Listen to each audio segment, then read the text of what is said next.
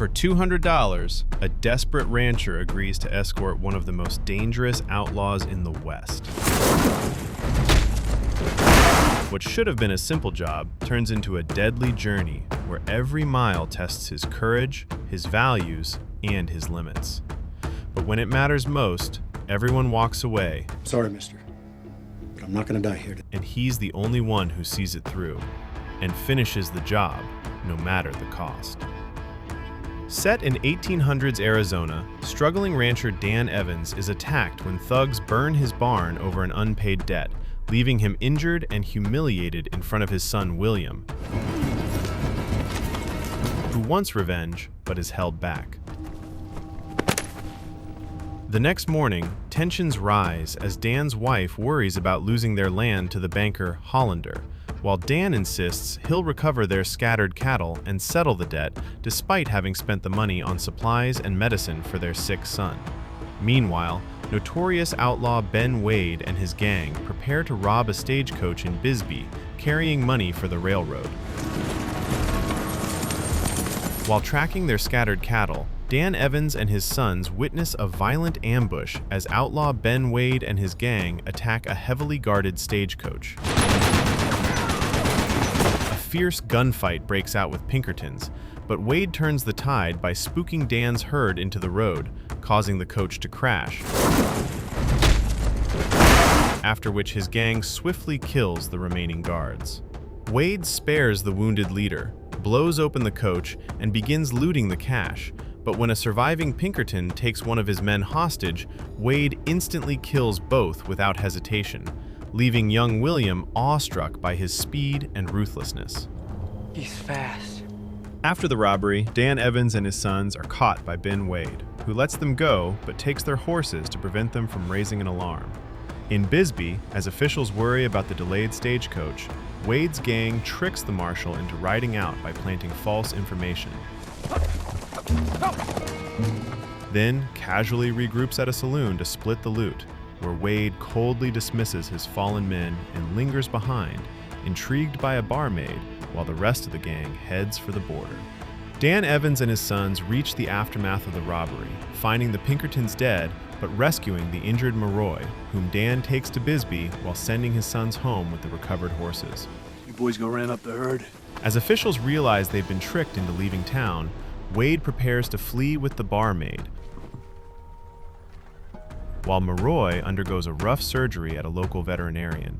Meanwhile, Dan confronts the ruthless banker Hollander, accusing him of orchestrating the attack on his property, but is violently dismissed and reminded that he holds power until the debt is paid. Attention, you can't live. If you are enjoying this recap, make sure to like the video.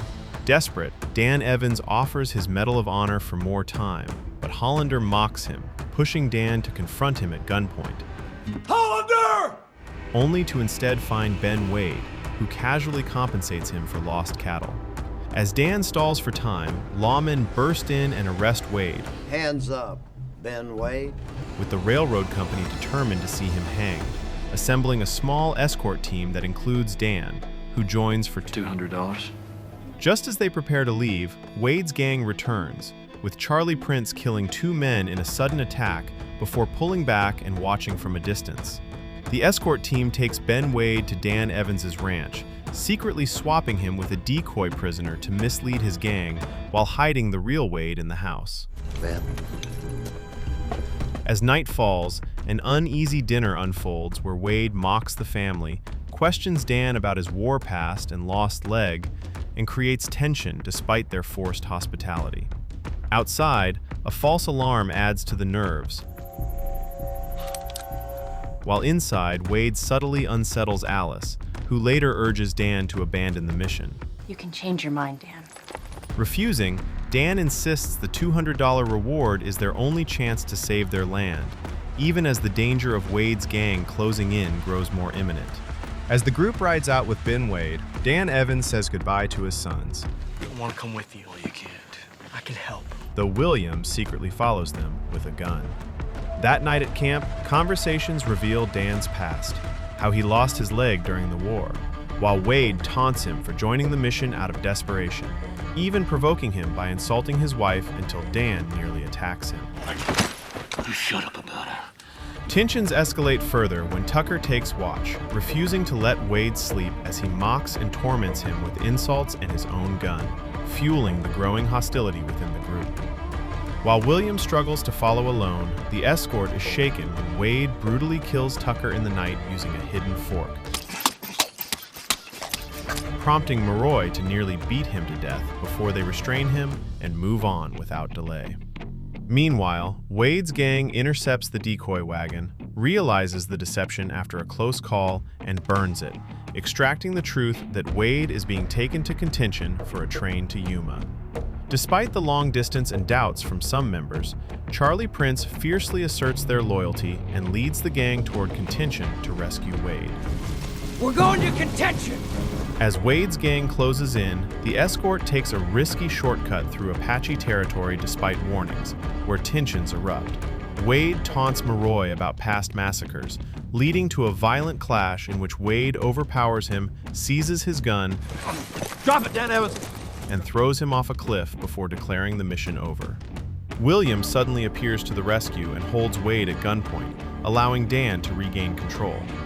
That night, Wade tries to influence William with stories of a reckless, lawless life, while Dan remains wary, insisting his son is nothing like him, even as Wade hints he sees something dangerous in the boy. Do subscribe to the channel before watching ahead. As Apache warriors ambush them, Dan is shot in the leg and Wade unexpectedly saves the group by outmaneuvering and killing the attackers, only to demand his freedom. When Dan refuses and tosses the key, Wade knocks him out and escapes with their horses. He later seeks help at a Chinese railroad camp but is captured and tortured by the foreman, who reveals Wade once murdered his brother. Then Wade gunned down my kid brother. A standoff erupts into chaos as they fight to reclaim Wade for the reward, leading to a violent escape under pursuit.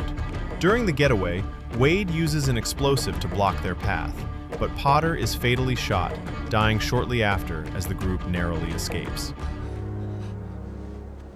Dan and the others reach Contention, where Wade is secured in a hotel while Butterfield goes to get the marshal.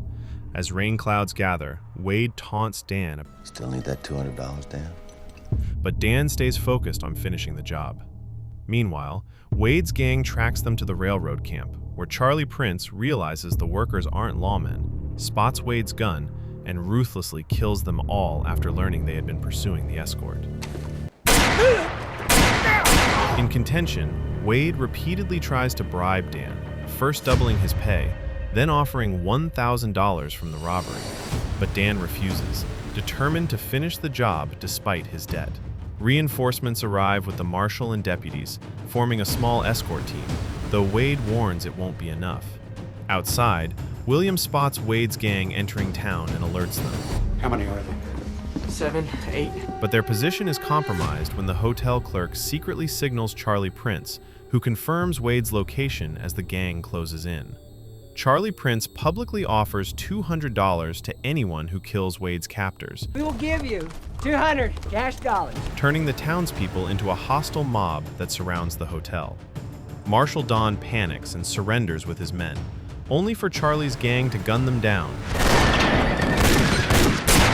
proving Wade's warning that no one will risk their lives for this mission. As Butterfield also loses his nerve and prepares to leave, Dan strikes a final deal, demanding his land, water, and $1,000 for his family once Wade is delivered. I expect you to hand my wife 1,000 cash dollars. Then sends William away with his Medal of Honor, despite his protests. Gaining respect for Dan's resolve, Wade opens up about his past while they wait, until Dan finally moves him out the back, only to walk straight into a street filled with armed townsmen as gunfire erupts. When they're pinned down, Wade unexpectedly has his own men shoot the attackers to clear a path. But danger continues as they fight through a stable ambush where Wade is grazed. Exhausted, Wade nearly gives up and overpowers Dan. But after Dan admits he was never truly a war hero, Wade is moved and chooses to help him finish the mission. Fighting side by side, they race across rooftops under heavy fire until reaching the station, where Charlie Prince shoots Dan in the leg, forcing Wade to carry him inside as they anxiously await the delayed train. As the gang surrounds the station and Charlie flanks them, Dan reveals he stayed on his dying land because his sick son needs the desert air to survive. When the train finally arrives, William releases a stampede, mirroring Wade's earlier tactic, giving Dan the chance to force Wade onto the train. But Charlie opens fire and fatally shoots Dan. Moved by Dan's sacrifice, Wade turns on his own gang, killing Charlie and the rest in a swift betrayal, then boards the train willingly as William mourns his father, having finally earned his respect, while Wade's horse chases the departing train. Thanks for watching, and don't forget to share this with your friends.